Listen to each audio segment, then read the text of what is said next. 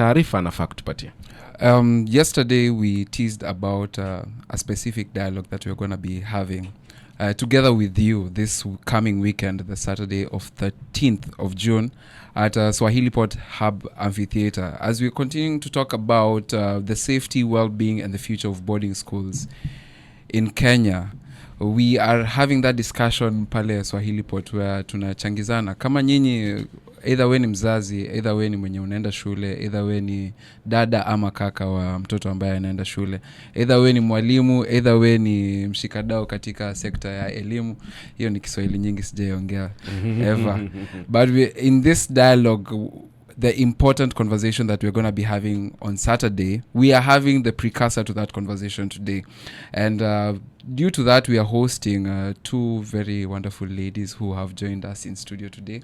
First of all, on the lineup, Dr. Madiha Salim, who is the Dean for School of Humanities and Social Sciences at the Technical University of Mombasa, but also Margaret Phombea, who is a clinical officer and youth advocate. Wameungana nasi hapa leo asubuhi to we kickstart the dialogue in a more introductory way, bringing people closer to the conversation on what essentially has been going on in the recent past. Of course, we've already talked about Kikoneni, yenye iko Kwale, lakini pia incident yenye ilifanyika Utumishi, incident iliyofuatia yenye ilifanyika Taita Taveta, and so a couple of schools around the country that have also been closed. So karibuni sana. Ningependa kuwapa kila mmoja sekunde 30 ujitambulishe kwa mtu ambaye anakusikiliza kwa mara ya kwanza, na tutaanza na Margaret. Tell us who you are, what you do, unatoka wapi, na feel at home. Good morning, everyone. Good morning. My name is Margaret Phombea. Yes. I recently graduated clinical officer from Twapa, Kilifi South. Yes. I'm also a youth advocate working with Leadership for Impact, that is in Kilifi South as well. And I am an avid patriot, you know. I love our country. So I think we're here to discuss that, how we can move forward as a country. Sindio? Karibu sana. Yeah. Thank you very much. Okay, good morning. I'm Dr. Madiha Salim. Mimi ni mharakati wa elimu. I'm an educationist. I've been in the field of education for more than 30 years. I have been a teacher. I've been an administrator. I'm also a counseling psychologist. I'm very passionate about matters of education. So niko hapa. Okay. Yeah. Karibu. Okay, unataka kwanza? Tuanze. Kabisa. Haya, anza wewe. Labda kwa ufupi. What do you guys really have to say about what's going on in the country right now? Like, what is your perspective? What is really going on? Is it the children? Is it the schools themselves? In your own perspective? From what I see, it's very sad what happened in Utumishi with the students that died. But I'm morbidly curious about now the fact that students saw this and their solution to things was to burn their schools even more. Yeah. None of the students came about and were like, oh, students died, tufanye nini tuache kuchoma? But instead, they took it as an opportunity to now burn the school. So it begs the question, is it a matter of tutasema nini peer pressure? When you're tunasema youths have peer pressure. When it comes down to it, is it peer pressure ama is there an underlying issue that is actually going on? So yeah, and I think that's what we're here to discuss. Kuna shida chini, and we have to resolve it. We have to ask about it. Maybe to you, Dr. Madiha. Well, according to me, I will look at it in 4 different ways. Okay. When we're having such issues, we cannot point at one direction only. Yes.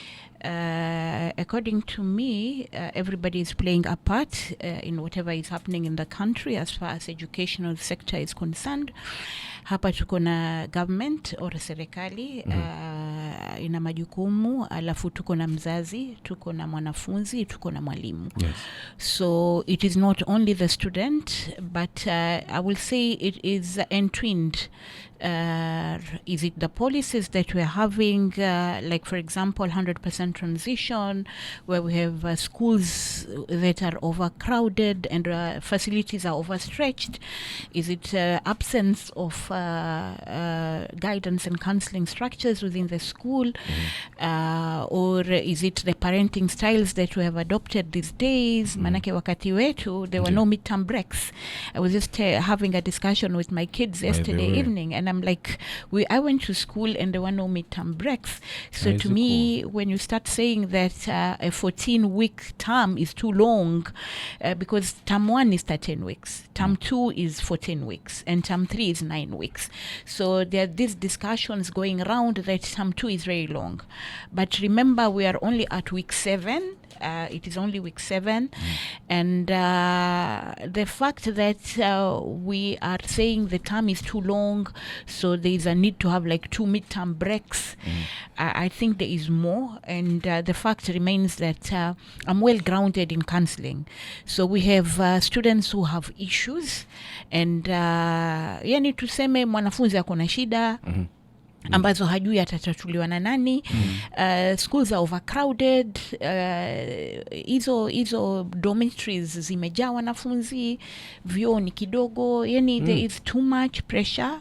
Overcrowding is the problem. Yeah, it could be, I could say, because when you start talking about 100% transition, it means schools have to accept everyone, so they have to overstretch. So we have to look at that. We have to look at parenting. Squeezy mzazi hachukui majukumu yake, anamwachia mwalimu. Mwalimu ako na darasa pengine liko na wanafunzi 80, maybe ako na workload, anabidi ingie darasa afunze all the time. Hana time na muda to give that personal attention to each student. Halafu sasa tuangalia yule mwanafunzi, hizi demands zao wanazosema are they realistic? Ama ni hizo kama madam alivyosema peer pressure. Hawa wamechoma, kwa hivyo sisi pia tutachoma. I like what I heard yesterday. I think there's a school in Migori. Walitoka wakasema we are not going to ban our school. We are not going to ban our school. So there is that mob psychology, okay, that is affecting. Ikiwa wamechoma, we will look like we are lesser students. So let's also do it. It is a way of getting even. Alafu tuko na issues of communication. Communication from management, like the board of management, to the school administration, to the students. They feel like wamekanyagiwa. You know, the kind of cadre of youth that we have today. We are aware of what happened in the country, I think 2 years back, Gen Zs and so on. So it is catching up everywhere. Yes. So to me, it is multifaceted. Oh, okay. Kuna aspect nzuri hapo Dr. umeileta ya kwamba malezi ya sasa ya wazazi wanavolea watoto wao sivyo, lakini pia hawa wazazi wameachia majukumu ya malezi na kufundisha mwalimu.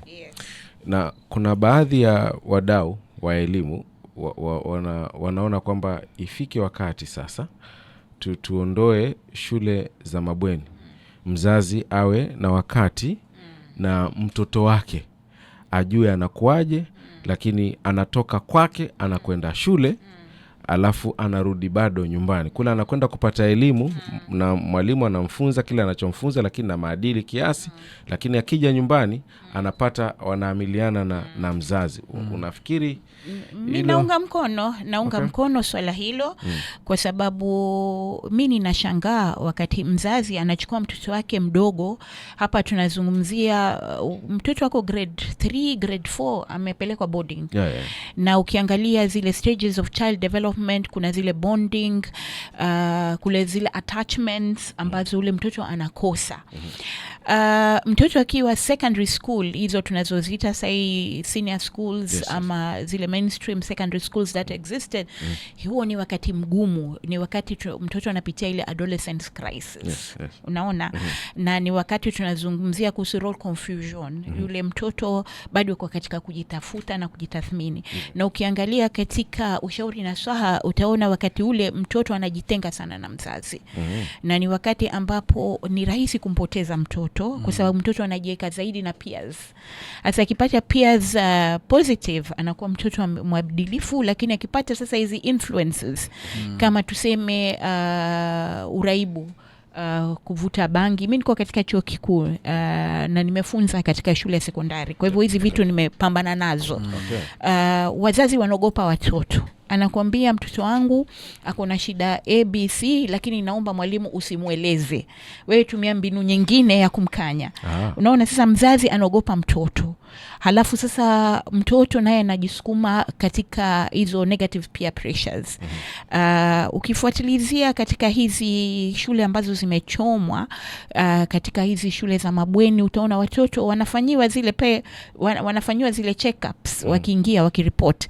Lakini nimeona katika mtandao kuna watoto wanaficha bangi katika sodo. Unaona bangi kwa sodo. Mtoto achukue kiribiti awashe magodoro. Wenzake wafari. Hiyo si akili ya mtu wa kawaida. Si mtu wa kawaida. Mara nyingi tunasema huo mtu either yuko na euphoria. Hiyo ni psychological. Na sana mimi nasema experience yangu naona hizi hysteria sana iko kwa watu wa kike. When there's too much pressure they become hysterical. Lakini pia kuangalia upande wa utumiaji wa hizi vibugizi, utumiaji wa bangi pia inamfanya ule mtu hau katika fikra zake za sawa. Kwa hivyo bado haya masala yako katika koti, bado kunafanywa utafiti na uchunguzi zaidi, bayana itakuja kutokeza. Lakini mimi ninavyoona hapa, kila mmoja ako na jukumu. Kila mmoja serikali kuhakikisha through Ministry of Education kwamba wanaweka hizi checks and balances, kuangalia kama kuna hizi fire extinguishers, watoto wanafundishwa hizi safety skills, kwamba yale mabweni yanabeba wanafunzi kiasi, si kupindukia. Unaona, kuangalia hizi vitu si wakati tukio limefanyika, ila ni kwamba kunafanywa hizi periodic checks kila wakati. Maofisa quality assurance wanazunguka katika shule za mabweni. Umeniuliza kuhusu shule za mabweni. Kuna ni hold thoughts zako hapo. Niende kwenye michezo. Okay, sawa, narudi. Put a pin. Yes. Ni hold, nikirudi naanzia kwako. Hapo mahali umefika kwa mabweni. Na najua you want to add something, but tuende kwenye tone la sporti alafu turudi. Manake nimeona sasa imeanza kuchanganya. So tunarudi tena hapa na tulikuwa tuko pale kwa adoktur kwamba umeniuliza swali la mabweni. Akafikia hapo nikamwambia hold thoughts. Tunaanzia hapo kabla tuende kwa mtabibu. Naam, kwa mzazi amepeleka mtoto wake katika shule ya mabweni. Siwezi kusema kwamba shule za mabweni ziondolewe kabisa. Ndio. Kwa sababu kuna shule za mabweni ambazo ni wanafunzi wanafanya vizuri. Kama tuseme kwa mfano kuna zile national schools, na kuna watoto wengine ni mayatima, ama katika background zao hawana mazingira mazuri ya kusoma. Kwa hivyo ni nafasi kwao wakipelekwa katika hizi shule za mabweni, at least wanapata nafasi ya kupata mazingira mazuri ya kusoma na kujiendeleza. Kwa hivyo tukisema tutaziondoa kabisa, will disadvantage especially wale vulnerable children ambao wanapata sponsorship. Kama tuseme kwa mfano kuna shule ya Starehe Boys. Starehe Boys wanafunzi wao wengi ni orphans. So tukisema tumatoa kabisa, tutaumiza wale wanafunzi, especially wale wanatoka vulnerable families. Lakini shule za mabweni kwa wanafunzi wengine, yani isiwe ni njia pekee ya kupeleka mwanafunzi. Mimi binafsi ninge encourage mzazi aliye mtoto wake wache kutoa majukumu yake kwa mwalimu. Kuna wengine wanapeleka watoto shule za mabweni kwa sababu mimi ninaingiliana sana na wazazi kuondoa kero katika nyumba, kuondoa shida katika nyumba. Kwa hivyo shida unaondoa katika nyumba unapeleka kwingine. Na kuna mtoto ambaye ameleleka vizuri nyumbani, lakini ameenda kwenye shule ya mabweni anaanza kutangamana na watoto ambao wako na athari mbaya. Kwa hivyo naye anaingia katika hizo negative peer pressures na inabadili maadili yake. Okay. ulikuwa na kitu cha kuongeza? I would think maoni yangu is on the complete opposite spectrum, that boarding schools should be abolished. Okay. Oh, wow. Completely. Okay. Because let's start with boarding schools zilianzishwa, the boarding school culture in Kenya ilianzishwa in the early 20th century by who? The British colonialists. Yes. The essence of it was control. That was the point. You remove a child from their native community, you bring them to a set up space, you decide what they learn, what they end up being, and how they end up reflecting and analyzing life in general. So you control everything Aspect about of the child. their lives. Exactly. Okay. So you question if the system from the beginning was flawed, can it really serve us right now? It can't. It really can't. As Daktari has mentioned, when she was in school, there was hawakuwa na mashida on matters of Hata mimi by then ilipata hiyo wakati wa midterm nilikuja kuzipata na maliza by the way. Na primary hata hazikuwa. Here's the thing. By the time you guys were in school, we were not embedded in social media the way we are right now. Yes, currently, our total, they see the world as a village. They can see what their friends in the US are doing, what their friends in Canada are doing, what their friends in China are doing. And the systems, they are completely different. The colonialists that set up the boarding school system for you do not practice it. But you as the colonized, hold so tightly to it. Imekuwa culture, it has become life. What your boarding schools set up like a prison, bro. They look like a prison. The entire setup is like a prison.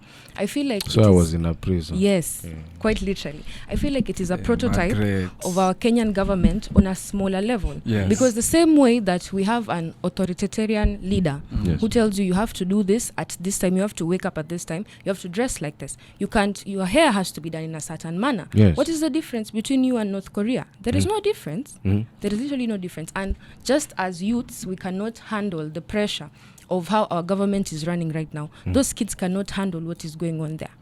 The entire environment is not good. And we can talk about the teachers, Majority, I think, tulianza kufeli as a community when we started viewing teaching as a lowly career. People choose to teach because I failed, because I did not have another option, not because I genuinely want to teach. So mimi nakuja darasani, I want to make money. But you're paying me a meager salary. Currently, I think our president amepitisha that household helps are paid almost the same pay as teachers in school. Does that seem fair? Ni wage bill iliongezwa na 12% calculate ndo nafika 18. And we have teachers being paid 15,000. But you want this teacher 70.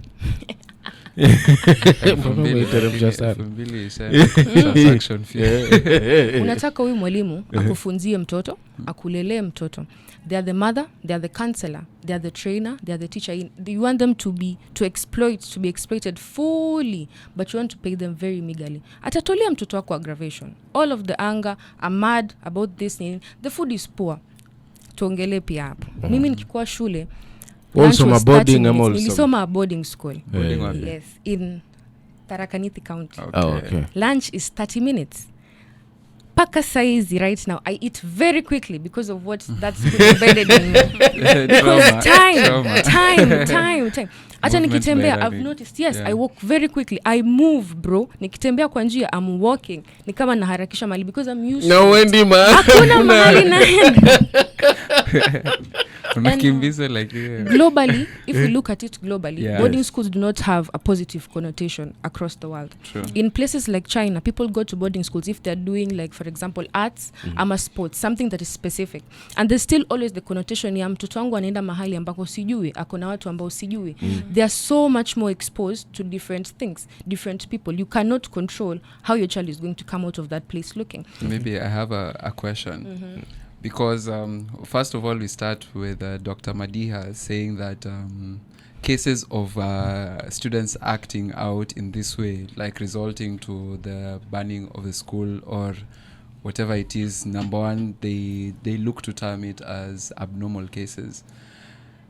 Cases that do not, ni kama kuna upungufu wa akili au something of the sort. And then now we are coming to you, who is, I'm not trying to say you're recently from being a student, but like recently from being it's a recent experience.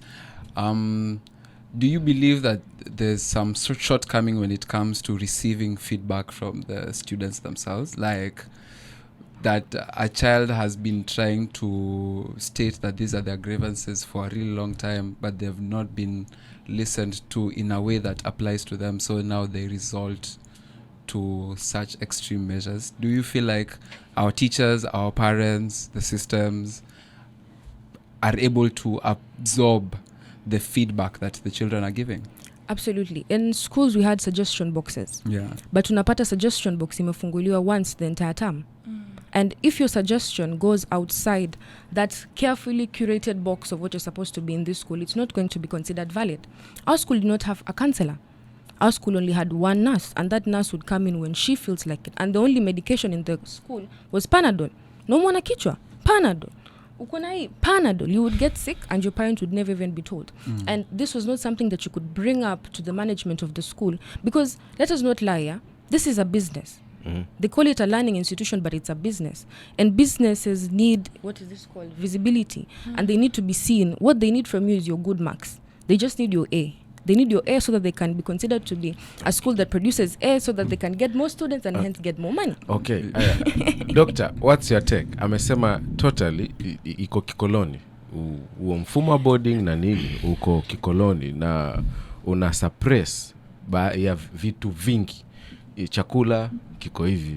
Nini huna uhuru wa kujieleza. Hivi ndivyo tutakavyoishi, na kama hutaishi hivi basi mzazi wako atakuja. Do you believe kwamba hii ni system ya kikoloni ambayo ililetwa na mkoloni na bado tumeishikilia, tumekataa nayo? Siamini hivyo, because I've been in class. I'm a teacher. I'm a trained teacher. Yes. I'm at the university right now, but I'm a trained teacher. I have taught in a boarding school. I have been in charge of the guidance and counseling section in a secondary school. I also sit in the county education board. I am a motivational speaker, so I move around many schools, including national schools. And I have seen boarding schools that are operating very well and are very sensitive of the needs of the students. Communication channels are very fluid, and I actually get impressed. There was a time I went to Lenana Boys, and I was so impressed with the way they're running their things, the kind of responsibility that I could see from the students. Yet we do have the other side where there is neglect, where we do not have enough resources, where we do not have counselors. You know, I'm very passionate about counseling because I have seen that it does wonders. But are they ni shule zote ziko na hizo? No. We do have, as I said earlier, that I really do not 100% support taking children to boarding schools. Yes. But then we do have exemptions. Okay. We do have children coming from vulnerable families. Mtu anaishi mahali hata taa ni shida. Ukisema una ban boarding schools in totality, it means yule mtoto atasoma wapi? Atasoma vipi? Na shule ambazo pengine kuna sehemu katika nchi ambapo hakuna hata secondary schools. Na mwanafunzi itabidi atembee masafa marefu kwenda shule. Kwa hivyo ikiwa tutatoa hiyo blanket judgment kwamba shule zote za bweni zifungwe, basi tutaumiza wale wanafunzi ambao wako na hiyo, they are coming from vulnerable families. Okay. Kunao wale ambao wanatoka katika familia ambao wanaweza waka-afford kwenda shule za karibu ama hizo day schools. Yes. Lakini kuna ule mtoto ambaye yuko kule Turkana, pengine shule next ambao aweza kufikia ni 100 kilometers. Oh, yes. Unaona, ataenda shule saa ngapi? Kwa hivyo tukisema shule za bweni zikataliwe kabisa, ni hao watoto wataumia. Wengi wata drop out. Kwa hivyo ni kuweko tu mikakati ya kisawasawa kuhakikisha kwamba zile shule za bweni ambazo ziko zinakidhi mahitaji yote ya mwanafunzi. Okay. Yes. I think before Shamsa takes it, we've seen recommendations structurally, like set up, remove the grills from the windows, set up the fire extinguishers, have the congregatory fire zones for. So like structurally, the government is giving out a lot of recommendations. But in terms of in relation, how we relate to these students, what actionable steps do we think like we should take as a society in regards to the teachers, the parents, the counselors, on how we can curb especially this rising issue of student uproar? Well, according to me, as when we started the conversation, I said it comes from all directions. It's not only the student or the teacher or the parents. Dynamics are changing, things are shifting, mindsets are different. The way I was brought up is not the way I should be bringing up children of this age. She has said that we're having technology. Yes. The world has become a global village. Whatever is happening in another part of the world, a minute later we have access to that information. So we should shift the way we are doing things, right from teaching. We don't expect to stand and give instructions. It has to be more collaborative. And I would say the new system of education, the CBC, where we have students now interacting more closely with the teachers. I think the shift from 844 to CBC will take care of some of these issues. Okay. Yes. Shamsa. Yeah, I was going to ask along those lines, what is it that we're failing as different stakeholders, and what can we improve on? Because we've seen that we can't completely scrap off boarding schools, as she had mentioned. Now we're in a position where we should be coming up with solutions. We've seen the students are frustrated, the parents are, not playing their part, or the government. So what solutions are we bringing to the table to ensure that this does not continue in the future? I think our greatest arsenal will be communication and comprehension. These students, it's not like they don't want to learn. They do. But learning is meant to be an interactive and fun experience. It's not supposed to feel like pressure at the back of my neck that I have to perform in a certain kind of way for me to be appreciated at school and at home. They have ideas, and so do we as the elders. I think African culture insists on yule ni mkubwa anajua zaidi. The elder knows best. So when I, as the young person, have an idea, I have a way to change things, but you don't want to listen to it because it's different. We don't want to change things because it's different, and that's our fault. I think the rigidity of the framework is the biggest issue. Even with CBC, what is happening is the curriculum is changed, but the environment is still the same, isn't it? It's actually longer time in a boarding school right now. We can say that we will not completely scrape them off, but why do we have a negative connotation? So is CBC not a solution? No, I feel like it is to an extent. It is to an extent. Is it actually being assimilated properly in schools? Because schools need the funding. Because the same teachers who are teaching 844 are the same ones you expect to teach CBC. Do they have the funding, the skills, the capacity to actually fully assimilate this system in a way that benefits the students? Tutamuuliza hii, she's a teacher. Atatuambia. And I also think, what else? Wow. My chain of thought has gotten lost. Na nimekutolea vipoporipo kwa masikio. Okay. Now, as ukitafuta the chain of thoughts. Doctor, ili swala lake la CBC imekuja. By extent amesema kwamba kuna sehemu unaweza ukaleta suluhu. Lakini wale walimu wa 844 ndio hao walimu ambao kwamba tuko nao. Hao wengine ambao kwamba wanafunzi wao nao pia wanalalama zao, hawajaandikwa permanent nini, saa zote wako barabarani. Haya waliambiwa tutawajiri permanent, imefika Disemba, wameambiwa mpaka Disemba tena ya mwaka. Frustrations ziko nyingi. Do you believe wale wa 844 wanaweza wakasort the current CBC yenye tuko nayo? Yeah, I think the government is trying through Teacher Service Commission. I am aware they've been doing a lot of trainings and retooling of the teachers. It has been happening for the last 2-3 years. They have been preparing, even us at the university at the moment. We are doing a lot of training because our wamefika grade 10, watafika 12, alafu waje university. Yes. So things are changing. Definitely change takes time. Kama vile zamani kulikuwa kuna ile A-level, alafu ika shift to 844, na sasa hii tunaingia kwa CBC. Yes. We will not see changes happening very fast, but the winds of change are with us.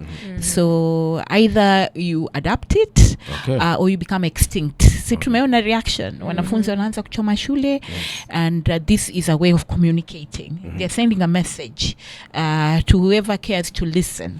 Tunaona nyingine waliweka barua na viribiti zile nini za viribiti hata hawa wakikoneno wamefanya the same thing. Wanaweka tu viribiti. This is a way of communicating. Okay. We cannot run them as military academies. You know, we have to go down to the level. Things are changing. So if umesema hivyo, we cannot run them as a military academy, that means they are military academy. No, zile yani kasumba za zamani. Now how do we undo that? Sasa serikali imekataza caning. Caning has been banned in schools. When I was in school, ilikuwa tukichapwa viboko. Tumechapa viboko. Sasa serikali imetoa hiyo. There is no caning. So mikono ya mwalimu imefungwa. Ameambiwa sasa ana adapt counseling. That the students are to be provided with counseling. I think there is a need for the government to invest in counselors in schools, kwa sababu serikali kama vile wanavoweka nurses in schools, secretaries in schools, we also need the government to send counselors in schools. Yani huyo ni counselor hafunzi aingi darasa kufunza. Don't expect the teacher to also be a counselor. It's not possible. Kwa sababu hiyo workload, kuna marking, kuna teaching, kuna setting. Unaona? Sasa ikiwa serikali, I think there was that discussion. Serikali kila shule inatumana a professional counselor ambaye yule ndo anaelewa, anaanza kuona hizo red flags na anaweza kuaddress. Yule counselor amekuwa trained in such a way that anaweza kuhandle such issues. Lakini you expect mwalimu awe ni mama, awe ni baba, awe ni mwalimu, awe ni counselor. So there is a need, according to me, there is a need for the government to invest in employing counselors in all primary schools and all secondary schools in the country. Okay. Yes. So you are changed. Yes. I think for me it would be that the government needs to improve teacher benefits, whether that is by increasing the pay, increasing the benefits going to them. Because kitambo watu walikuwa na chapwa, but in my school tulikuwa tunaosha nguruwe. Yes. Yes. Si tulikuwa tunaosha meat. Yes. I was just about to mention that I know someone when walikuwa wanaosha meat. And that is very interesting. It shows you the myriad of ways in which punishment can be exerted through. So you will be punished and there is nothing you can do about it. Awezi ambia mzazi. There is no way you can. Kamba umeosha nguruwe. Na mimi niliosha nguruwe a couple of times. We kumbe wewe ulikuwa na shida. Umeosha nguruwe. Wendo msumbufu. What I would notice would be that my teachers, they would speak about it actually. I don't know if this is common for other people, but we would have teachers who would openly talk about it and they would tell you that the pay is very minimal. I'm angry because mnanilipa the bare minimum and I'm here from morning till evening. So wewe now that you are umesema ni freshly graduated. Freshly graduated. Ukiulizwa sasa hivi kama mwanafunzi ambaye kwamba ametoka shule ako hapa, pay ya mwalimu, wachana na principal na hao wenye wanasimamia the heads huko, mwalimu sasa wa kawaida anafaa alipo shilingi ngapi? I do not want to state a number. I just feel the pay should be equivalent to the effort put in. Simple as that. The pay should be equivalent to the effort. Nafani feel I should be excited as a teacher, to go to school and teach my students. I should know that at the end of the month I will be properly compensated for the efforts I have put in raising them, because what these teachers are doing goes beyond just teaching. They are raising these kids, quite literally. Shamsa, uko umevuta kipoporipo. Yes, when we talk about raise and payment, I believe we should tackle all areas, because I believe everyone that is working deserves a good pay. Yes. My question goes back to, if you mentioned about communication and the kids not being listened to, but if you look at some of the complaints that they're having, they're talking about, the education system being too hard or the food being too, bad and things like honestly speaking, they're complaining over things that, I'm not saying they're wrong, but they're complaining over things that so many people went through the same system. Do you think that we are raising a generation of kids that, I don't want to use the wrong words, but they're a bit too... Yeah. Because when we speak of listening to them, how far are we talking about listening to them? I feel like as a society, we glorify suffering. Wewe uliteseka ukiwa shule, so your kid has to teseka. Yes, we have these conversations on a daily, and someone will tell you, mimi nilipitia. But what thing of substance did you learn from that suffering that you went through? What did you learn? To me, I'm changing my life. Nothing. That I don't want to suffer the way I suffered in the hands of my parents. Uliamka saa 10 asubuhi. Kuna baridi. Ukakunywa uji. That is all you had. Isn't school meant to instill some sort of order and discipline? We're not saying they should teseka. Whether I'm not old, just so we clarify. Yes, I can see that. Yeah, I'm not saying we have them teseka, but to what extent are we, promising to listen to the kids? Because now if we promise to listen to the kids, like, okay, tutawatolea ugali, mutakula pilau, the next thing we know is they're asking for biryani. So what will you do? But you know the schools that actually the students perform well because wanakula pilau. No, because it doesn't, like, kutritiwa vibaya, it doesn't equate to, like, hardship doesn't equate to passing. What is kutritiwa vibaya? Because if we think of food, there's some schools where ziko interior and ugali is the norm. True. Wali na maragwe is the norm. But because of the internet, you look at students in Nairobi and you're thinking, oh, they're eating chicken. How comes you're not eating chicken? You know what? Tutakiwasha. But okay. Is that right? In addition to, kwa sababu pia time inakimbia. Currently, miaka hii ya karibuni, yes. Me I don't remember kufika shuleni by 5:30. I don't remember. I literally don't. 5:30 in the morning, ama? Naona watoto wadogo hapa asubuhi wanafika shuleni. Yes. Mimi literally nilikuwa by 1:30 ndio naanza kuingia kwa gate wakati niko kwa shule yenye si ya bweni. I actually think we have boarding schools that prep start at 4 in the morning. Yes. I mean, what are you doing at 4 in the morning? And they is end at 10.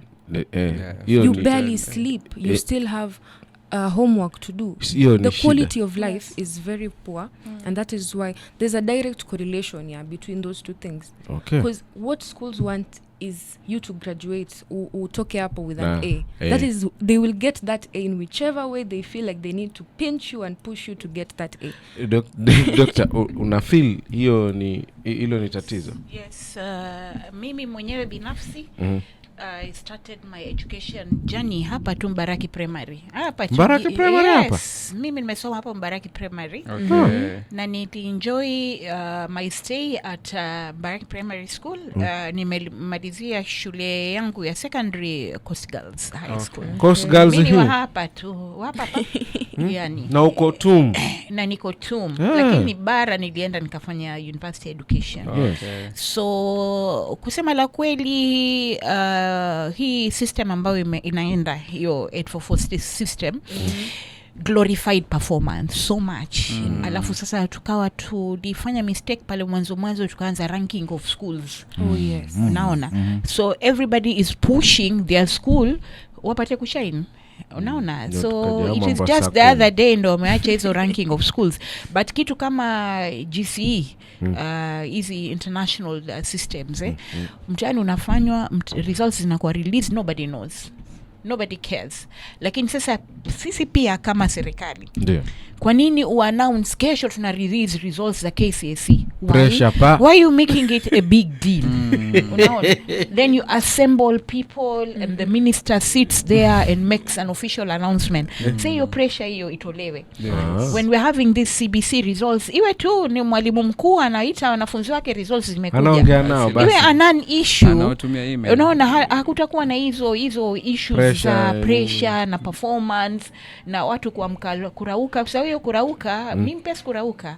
Saa 2 ndo mkumbaraki. Saa 10 nimerudi nyumbani. Wallahi. Na lunch time unaenda. Yeah, unaenda nyumbani and there wasn't pressure. Lakini kwa sababu wenyewe hizo systems zetu tulizicreate za kuleta hizo competition, so of course kila mmoja atakawa wanafunzi shule yake itajike. Unaona? Haya, jamani, nimeanza kusimamiwa. Msomaji habari yuko pale. Trailer ya Saturday. Watu wamejaa hapa. I think I'm giving you 20 seconds kunipatia parting shot yako na pia na doctor. Tafadhali. Please begin. I assemble my thoughts. Okay, haya. Nipatie zaka wakati yake assemble. Kwa kumalizia. Ninasema kwamba huu mfumo mpya wa CBC ambao tuko nao sasa, wanafunzi wako kutoka grade ya 10 or grade 10, tujaribu tubadilishe vile tuna run mashule yetu. Na zile boarding schools, serikali si wakati tu imetokea tukio kama lilotokea Utumishi Academy, iwe tuko na systems za checks and balances all the time. Wazazi tubebe majukumu yetu, watoto tuwalee, tusiachie majukumu walimu. Okay. For me, I think we should settle down and understand that the expected result of education should be a well-rounded, competent human being inside and outside of that school. So we're supposed to impart these students with skills and the capacity to actually survive outside there. And they will not survive by eating githeri every day straight for 7 days out of the entire week. That is not fair. And I think also culturally, tunafaa kutoa the negative connotation we have with day schools. Tunaonanga day schools, mtoto ameenda day school ni mtoto haski, na ama nyumbani you do not have the money for it. I think if we remove that, there would be an equal balance where kids will be comfortable going to day schools without the community feeling that you have failed as a child for choosing not to go to a boarding school. Okay. Oe, bwana, sina maelezo mengi zaidi, nimpishe mwenye kusoma habari.